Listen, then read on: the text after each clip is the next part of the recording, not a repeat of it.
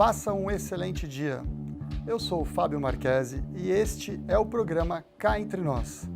Convido você a vir junto comigo durante os próximos 30 minutos deste sábado incrível para extrairmos reflexões que nos aproximem ao ideal humano através da expansão de consciência em prol do coletivo. O tema que iremos abordar hoje é professores e o enfrentamento da pandemia. Dando a largada para este mês dos professores, cá entre nós está Rodney Costa. Prazer.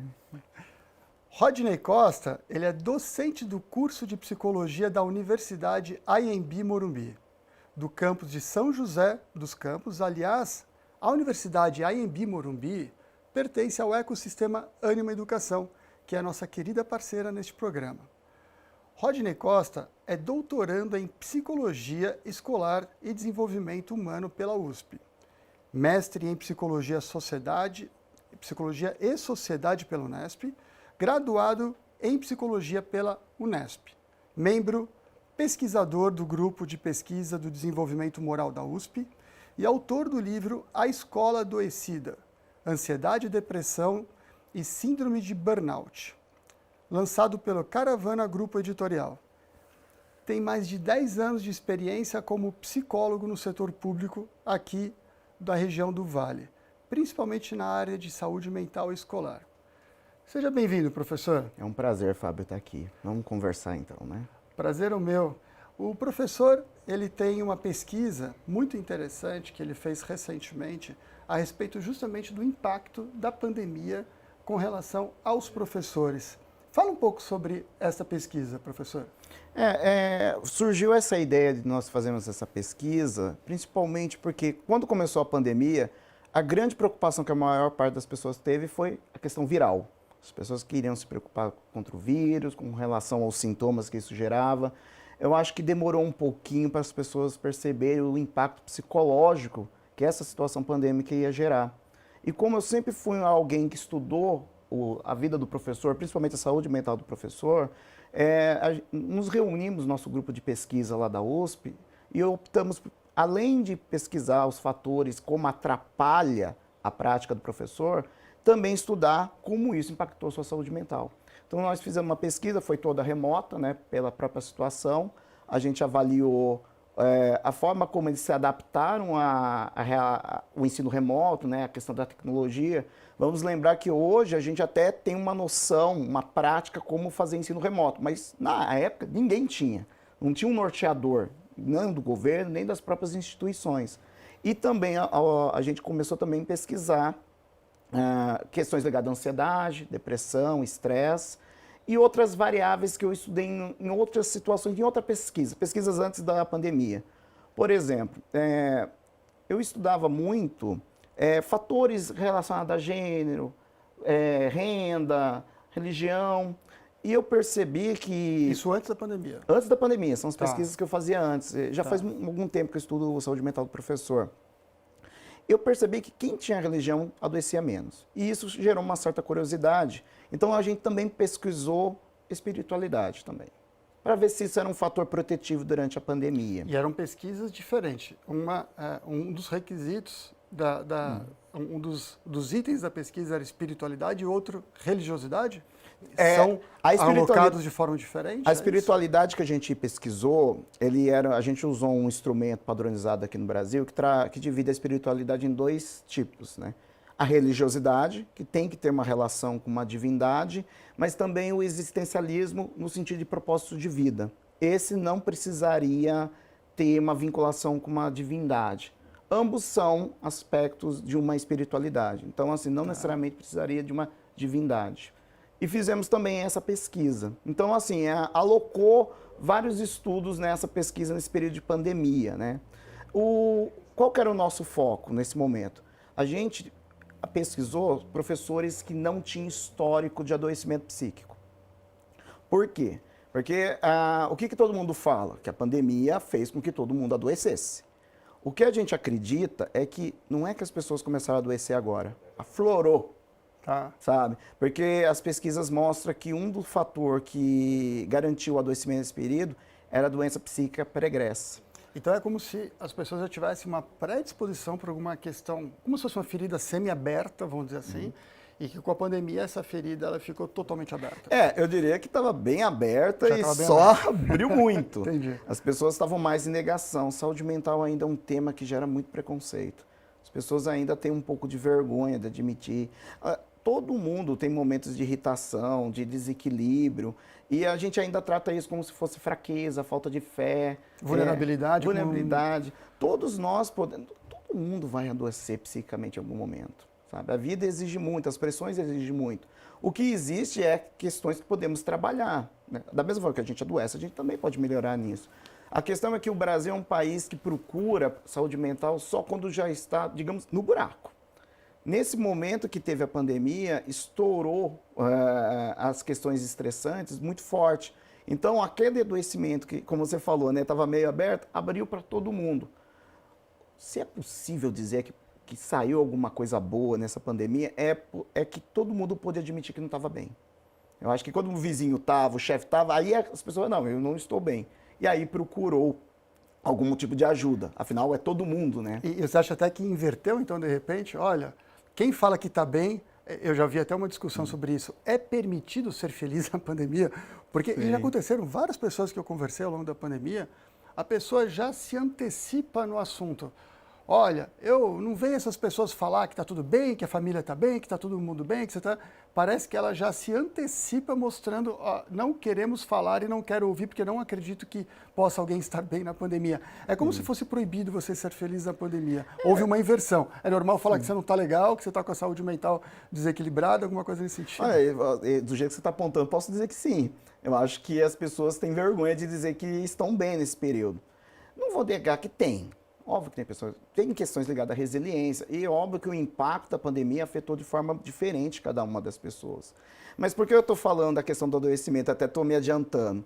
É que a gente optou por avaliar professores que não tinham histórico de adoecimento antes. Então a gente queria saber justamente professores que adoeceram na pandemia, né? Por causa que a gente tinha que tirar essa variável do adoecimento antes, né? E o que nós percebemos com relação a isso? A adaptação ao novo normal ou à situação teve um fator muito forte para as pessoas adoecerem. De certa forma, eu estou falando algo que, no fundo, todo mundo sabe. Se você demorou muito para conseguir lidar com essa situação, obviamente você se estressou mais e você adoeceu. Mas com relação à espiritualidade, também deu um dado interessante. Alguns resultados não foram o que nós imaginávamos. Por exemplo, a espiritualidade relacionada à religiosidade. Nossa pesquisa, não foi um fator protetivo. Não garantiu que as pessoas adoecessem menos. Não deu uma imunidade. Não deu. Mas como se esperava. A gente esperava, até pelas pesquisas anteriores. As outras pesquisas a gente não aprofundou, obviamente. Tá. Nessa a gente aprofundou e no caso da pandemia não foi um fator protetivo. Porém, a de existencialismo, aqui de propósito de vida, nós vimos que isso foi um fator protetivo.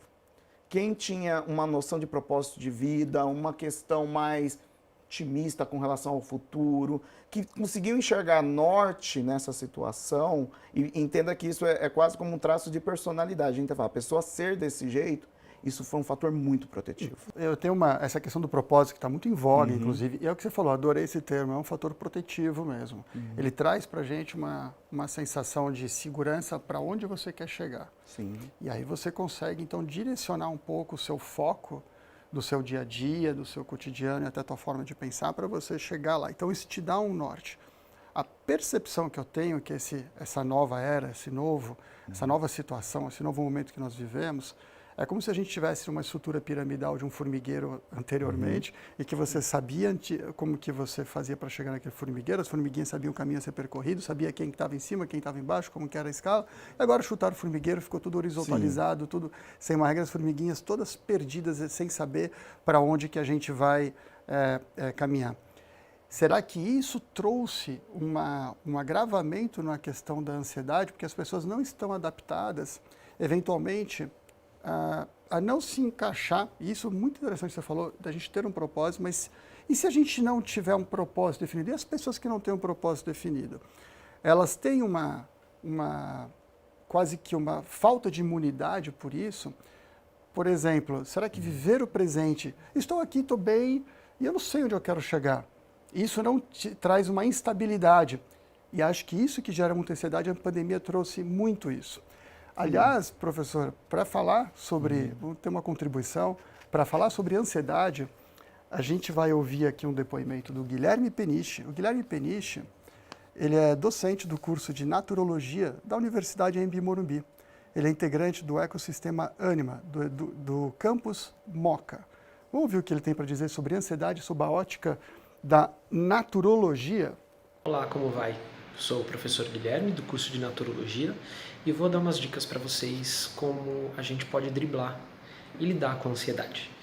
Então, uma primeira técnica que a gente pode utilizar é quando a gente estiver entrando num quadro de ansiedade, a gente começar a fazer massagem nas nossas extremidades, seja nos pés ou seja nas mãos. Pode utilizar um óleo para facilitar, mas o importante é que a gente sinta as extremidades, que a gente saiba onde elas estão. Essa é a primeira técnica. A segunda técnica, que é muito interessante, é fazer uso das plantas medicinais. A gente pode utilizar a melissa, a lavanda ou até a camomila. Algumas vezes, interessante também, a gente aliar essas plantas medicinais junto com a erva doce, porque muitas vezes nos quadros de ansiedade a gente tem aí uma questão estomacal. Então, o interessante também é trabalhar com a erva doce. A terceira e última dica é quem puder ter um frasco de óleo essencial de lavanda, sempre por perto. Pingar um pouquinho nos punhos e depois inalar o óleo ou colocar um pouquinho aqui, que vai ajudar também a trabalhar a ansiedade. Lembrando que não é somente das práticas complementares que a gente vai conseguir trabalhar com ansiedade. É sempre bom também consultar um psicólogo ou, se for o caso, um psiquiatra. Interessante, né, Rodney? Eu achei que essa é uma coisa é a prevenção e a outra coisa é um tratamento depois que você já está com a ansiedade diagnosticada. Lógico que existem várias formas, mas essa é uma forma diferente de tratar a ansiedade, sem precisar de medicamento. Acho que é uma forma alternativa interessante o depoimento. Profilaxia dentro da saúde mental, as pessoas às vezes não levam tão afinco, né? É como eu falei, saúde mental as pessoas procuram só quando estão mal. Porque as pessoas vivem nas negações de que não estão bem, né? É uma questão até cultural das pessoas. Só que eu acho que hoje as pessoas estão se abrindo a perceber antes essa questão do cuidado. É óbvio que cuidar antes é muito melhor do que ter que depois se tratar, né? Mas, retomando aquilo que você falou, quando eu falo de um propósito de vida, não necessariamente quer dizer que a pessoa precisa já ter um roteiro do que seguir na tua vida. Né? Até o viver aqui agora pode ser um propósito de vida. Sabe? Pode ser um propósito, sabe? O que eu penso é o seguinte, nós temos ideais na nossa vida, eu acho que os propósitos de vida têm muito a ver com nossos valores, a nossa própria personalidade. E a própria vida vai gerando desafios para que esse propósito seja alcançado ou não. No caso da docência, é muito nítido que quando você se forma, você tem um ideal de transformador, de como vai lidar com a situação da docência, e a realidade muitas vezes não bate com aquilo que você almejava. Isso é um dos fatores que adoece muito o professor também, sabe? Aquilo que você almejava ser como professor, às vezes não conseguia alcançar por próprias burocracias que existem na prática da docência aqui no Brasil. Mas vamos dar um exemplo. Ninguém estava preparado para a educação remota. Tudo foi meio que a toque de caixa. Então, aquele professor totalmente capacitado, que aprendeu a uma forma correta de ensinar, letramento, algo do tipo, desmoronou. Tudo aquilo desmoronou. Ele teve que aprender a usar ensino remoto. Todo mundo virou meio youtuber, todo mundo aprendeu a usar computador. Dependendo da área, você nem sequer se preocupava com computador antes. E como você vai ensinar algo numa tecnologia que às vezes você não está nem familiarizado? Esse é um desafio muito interessante. Qual que foi uma fala que era muito comum que eu via dos professores? A sensação que o trabalho não foi bem feito. Deles. Não estou nem dizendo de feedback de outras pessoas. Por quê? Porque saiu da sua área de conforto. E essa situação fez com que eles questionassem o propósito deles. como educadores. Interessante. E o questionar o propósito, eu acho que vamos levantar essa questão para os nossos telespectadores, para eles refletirem durante o intervalo, e a gente volta a conversar daqui a pouco. Eu tenho essas reflexões todas, elas trazem para vocês uma provocação, para que durante esse intervalo vocês, 2 minutinhos, a gente volta e a gente continua com esse bate-papo com o Rodney Costa.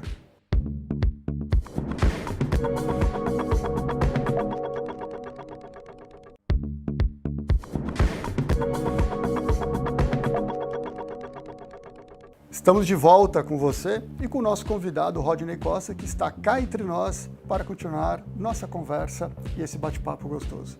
Estávamos aqui falando a respeito de propósito, o quanto que isso é um fator protetivo nesse período de pandemia, quase que um fator protetivo para a sua imunidade.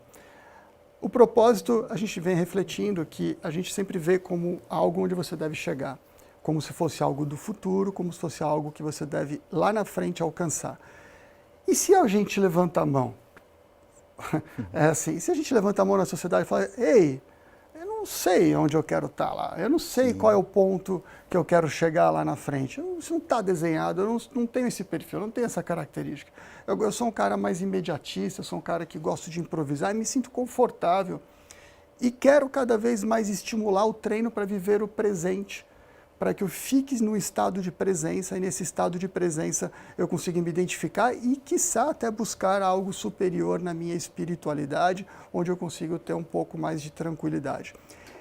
Esse pode ser considerado um propósito, ou o propósito ele tem que estar sempre associado a uma meta futura? Não, o propósito pode ser o aqui e agora. Sou educador, meu propósito é ensinar, sabe? Sou psicólogo. Meu propósito é cuidar. Até não sei se todo propósito de vida pode ser considerado um fator protetivo. Afinal, estava estudando educadores. Educadores têm um valor em comum, a questão do cuidado. É típico de profissões de educação, de saúde e de outras, obviamente. Eu sei que o propósito de vida relacionado ao cuidado, ele se tornou um fator protetivo. Eu não sei se o propósito com relação a ser rico e famoso vai ser. Okay. Eu não sei. Mas perceba, o propósito é a tua vivência, não necessariamente as tuas metas para o futuro. Perfeito. Sabe? Às vezes o teu propósito é mesmo curtir a vida, estar aqui no aqui e agora. E sim, você pode ser feliz desse jeito, sabe? É lógico que a gente acredita que propósitos que dialogam com uma harmonia social, propósitos morais, não de moralismo, mas moral de harmonia social, os estudos provam que são fatores protetivos. Quer dizer, um propósito em que você vê um sentido em que pode ajudar o outro, cuidar do outro, criação de vínculos. A gente vê que isso é um propósito de vida que é protetor. Será que aí a gente está falando um pouco do tempo, determinando o tempo, do tempo não como extensão, mas sim o tempo como, considerando o tempo real como profundidade? E aí você consegue utilizar o tempo, eventualmente, Rodney, como deslocamento em direção ao ideal humano. Então, não necessariamente você usar o tempo para que você consiga atingir uma meta futura. Quando você desloca você faz uma neuroassociação do tempo para a busca do ideal humano, para você expansão de consciência e crescer como um ser humano, no seu ideal humano, você tem que viver o presente. E talvez esse também seja um propósito. Hoje eu quero ser a pessoa conectada com estou prestando atenção, estou olhando no olho, estou percebendo. Você assistiu aquele filme Avatar? Sim, o Avatar, sim. Ele tem os avatares, né, que são seres espirituais elevados. Eles se cumprimentam falando, I see you, eu percebo você. Será que a determinação para um tempo real não seja essa percepção de presença, estou aqui com o Rodney e isso que importa neste momento, e não necessariamente estou aqui com o Rodney com uma intenção de meio para atingir um fim que daqui a alguns meses ou algum ano eu possa conseguir com isso ganhar certos dinheiros ou acumular tantas riquezas. Isso não gera ansiedade, isso não aumenta o fator também para você abrir os teus polos, para você ficar mais vulnerável até para as questões pandêmicas da Covid e da coronavírus? Olha, essa questão é bem legal a gente conversar, porque há uma crise que nós temos hoje, pensando no mundo como ele é.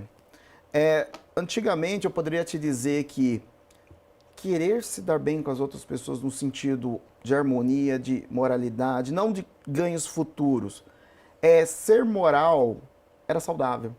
a gente poderia querer estar bem com as outras pessoas, querer ter relações profundas com as outras pessoas, isso era um fator protetivo. Só que eu vou falar um pouquinho do tempo, como você falou. O tempo hoje ele é vivenciado de uma forma bem diferente como antigamente. Eu diria até que pelas questões das mídias sociais, nós vivemos num mundo assim totalmente inundado de estímulos que a gente tem que dar conta o tempo todo. Então a gente nunca, eu acho que eu não conheço ninguém que termina o dia dizendo que fez tudo o que deveria. Nós estamos sempre lá tendo que dar conta. As pessoas já estão muito desgastadas e as demandas mudam muito. Então, vou falar uma questão do mercado. O mercado, ele pede para as pessoas serem flexíveis. Por que eu preciso ser flexível? Antigamente você tinha que ser muito bom em alguma coisa. Só que como os valores, os gostos das pessoas mudam muito rápido, aquilo que você era muito bom pode ser obsoleto amanhã. Então, o mercado quer que as pessoas sejam capazes de se reinventar, mudar a sua postura. Ser flexível é bom em alguns aspectos. Por exemplo, quem se adaptou mais rápido na pandemia adoeceu menos, porque a gente até estava falando que a adaptação acabou sendo um fator importante. Porém, ocorreu um efeito colateral. Hoje, para você ser flexível, você não pode ser apegado a nada. Interessante. Então, você não pode ser. Boa. Porque você tem que mudar. E vários estudiosos, eu estudo muito o Bauman, mas o que eu vou falar tem mais a ver com um sociólogo norte-americano chamado Richard Sennett. A forma como a gente atua no trabalho, inevitavelmente, vai influenciar a forma como a gente age no mundo. Então, trabalhadores flexíveis se tornam pessoas flexíveis. Até que ponto essa flexibilidade é boa? Lógico, tem as adaptações, mas não se apegar a nada também fará com que você não se apegue a relações humanas. Perfeito. Vínculos. Sabe? Os vínculos hoje são de curto prazo. Agora, retomando Bauman, né? Sociedades líquidas, nada é para durar. As pessoas hoje têm muita dificuldade de relacionar com as outras. Perceba como a gente é bem mais impaciente, bem menos intolerante. Tudo que diferencia muito a gente é um pouco mais agressivo com o outro. E essa dificuldade de com o outro é o que está exigindo a sociedade. Existe um princípio até interessante espiritual da Cabala que fala que você tem que ser fixo ante uma volatilidade que existe, que permeia em torno de você. Então é importante ter um pouco de fixidez e deixar que alguma volatilidade, enquanto a volatilidade externa acontece, até para você conseguir ajudar esta volatilidade na sua expansão e na sua condução para uma evolução. Com relação ao apego, que eu acho muito interessante, o conceito apego, eu me relacionar com uma pessoa que é fundamental para a gente poder evoluir em conjunto, a gente tem que fazer esses encaixes para que a gente consiga construir um mosaico belo coletivo. Então, há uma necessidade de maleabilidade de você valorizar. Com relação ao apego, eu valorizar a pessoa que está ao meu lado, o Rodney aqui nessa conversa, valorizar o que ele tem para acrescentar para a humanidade, valorizar essa troca, esse momento de entrega que a gente vem aqui conversando. Essa valorização, ela pode ser uma valorização que cria esse amálgama nosso e de respeito do momento presente, mas não necessariamente isso seja um apego, considerado um apego. O conceito do apego aqui, existe uma mistura sobre apego relacionado a valores. Então, eu estou com a minha mulher, eu estou com o meu amigo, eu tenho que valorizar aquela relação e fazer com que daquela união a gente construa algo melhor. Mas não necessariamente aquela relação não possa mudar e não possa acontecer uma modificação em mim ou na pessoa que está do meu lado e que aquilo não mais tenha liga. Isso tem a ver com a gente evoluir também ou o desapego ele é totalmente fora do... Então, essa que é a questão. É como eu falei, nós estamos na sociedade de curtos prazos. As sociedades que os vínculos não são para ser aprofundados. Particularmente, eu acho isso muito complicado. Mas a sociedade exige isso. Aquele que luta contra isso vai ficar mais saudável ou não? É um questionamento que eu tenho hoje. Legal. Tanto que é um fundo das minhas pesquisas hoje, é estudar justamente um ser humano moral hoje. Isso é um fator protetivo ou não para a saúde mental? Porque assim, a sociedade quer que você não fique vinculado a nada. Só que eu sei que antigamente isso ajudava. E ainda acredito, eu ainda acredito que as pessoas podem ser saudáveis quando vê, como você falou, isso também tem a ver com propósito. As relações que você vê, você dá um feedback, você mostrar que aquilo é importante para você, isso dá um propósito para a pessoa que está tendo.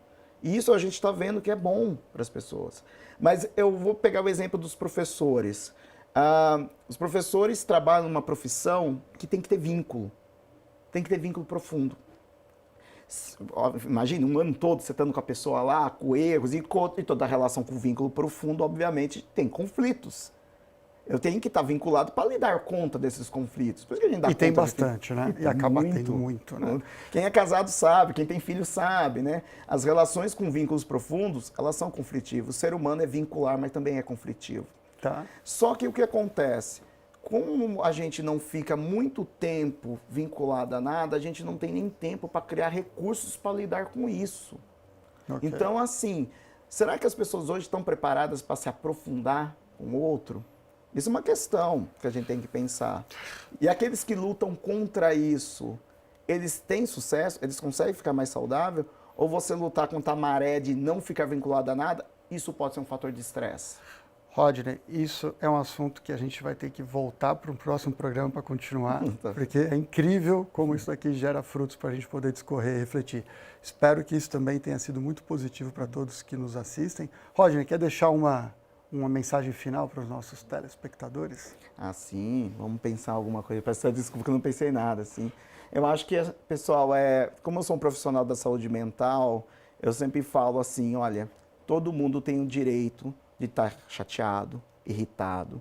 Todo mundo tem, principalmente nessa situação de pandemia, se desorganizar. Eu acho que a gente tem que entender o seguinte, ser humano, a gente sente tudo, até ansiedade, estresse e outras coisas. Porém, se isso já está atrapalhando a vida de vocês, se você não consegue viver uma vida como você gostaria, é bom procurar ajuda. Olha, se tem um momento que dá para procurar ajuda, é agora, porque está todo mundo procurando, então ninguém precisa ter vergonha disso. Perfeito. No mais, obrigado. Obrigado, Roger. Você que esteve cá entre nós, conectado e conectada nessas reflexões, ajudando a criar esse campo vibratório positivo, desejo de coração ter contribuído contigo para que, de alguma forma, você também possa replicar essas reflexões para outras pessoas. E assim criarmos juntos uma corrente do bem em prol do coletivo. Sábado que vem, às 9h30, estaremos novamente aqui nos estúdios da Band Vale, com a regência do maestro Cris Buchholz, os artistas de Câmara Tavinho, Péricles. Nosso convidado será, no próximo sábado, Eduardo Marchiori. Ele é CEO da Mercer. Vamos falar sobre saúde mental nas empresas. Então, meus caros, eu te aguardo aqui no próximo programa, Cá Entre Nós.